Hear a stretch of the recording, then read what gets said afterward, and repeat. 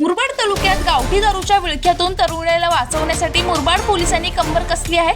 सहाय्यक पोलीस उपनिरीक्षक सुभाष झुंजरे यांच्या नेतृत्वाखाली पथकाने थेट दारू माफियाच्या अड्ड्यांवर धडक देत कोरावळे गावच्या जंगलात सुरू असलेल्या गावठी हातभट्ट्या जमीनदोस्त केल्या आहेत। या कारवाईत पोलिसांनी तब्बल 2 लाख रुपये किमतीचा मुद्देमाल व कच्चे रसायन जागीच नष्ट केले आहे। मुरबाड तालुक्याला लागलेला गावठी दारूचा कलंक पुसून काढण्यासाठी पोलिसांनी आता थेट जंगल गाठले आहे। कोरावळे गावच्या हद्दीतील दुर्गम व दाट जंगलात मोठ्या प्रमाणावर गावठी दारूची निर्मिती होत असल्याची गोपनीय माहिती मुरबाड पोलिसांना मिळाली।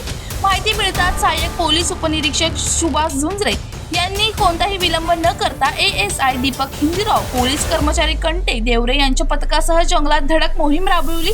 पोलिसांनी अचानक छाप टाकताच दारू माफियांची एकच पळापळ झाली। मात्र पोलिसांनी वेगवेगळ्या ठिकाणी लपून ठेवलेल्या गावठी दारूच्या सर्व हातभट्ट्या उद्ध्वस्त केल्या।